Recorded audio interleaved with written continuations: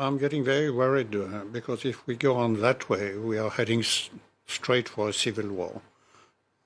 You have more or less a government in exile, which is not yet recognized. You have warring factions and ethnic groups who are getting ready for a fight. It's quite likely that the the so-called government is raising funds. They have managed to raise about $9 million. And I don't like at all, what should Thailand in this instance be doing? Sorry? What should Thailand be doing with those refugees at the border, first of all? Well, the refugee at the border I think Thailand will accept them. They are used to it. During 20 years, you had many camps of Burmese refugees, and you had NGOs specialized in border crossing and activists. And we are back to square one.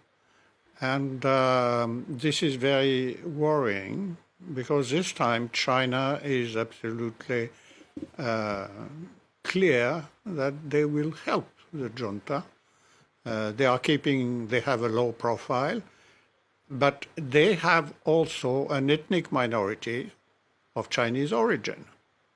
You have all the recipes for a civil war. Minorities from China, minority Karen, Mon, Shan, and so on. And then what's going to happen? I hope that the international community will try to do something beyond. And does a civil war play into the hands of the junta? Well, they're used to it. Choi Win, you agree? Mm-hmm. Well, I agree with Mr. John Michel, if I'm correct, pronounce the name. Correct.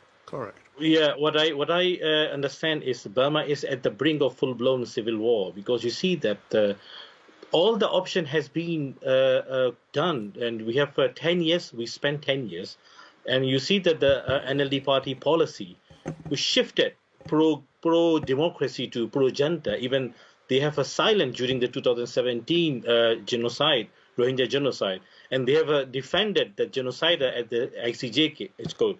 And at the end, what happened? She has been jailed by the same junta she has been protecting. So there is no option. They are, and if I copy the comment of the former U.S. ambassador, what he said is that military is beyond reason. You can't be reasoned with them. The language they understand is only power. They are not civilized. They are uncivilized people. They are ruthless murderers. So all they understand is the power.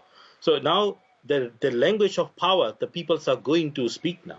That is why my worry is, and I understand why the situation is totally, really worrying, because you see, we have been hearing a lot of news that there. Of course, the 500-600 people has been already killed, but the situation is getting worse and worse in coming days because on 1st April, the CRPH going to announce a government, and after the government, they are going to announce further policies, and that policy is going to challenge the military, and the peoples are supporting CRPH, of course, and then the ethnic arms group going to united behind the CRPH, the new government.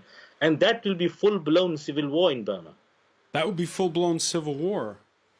Well,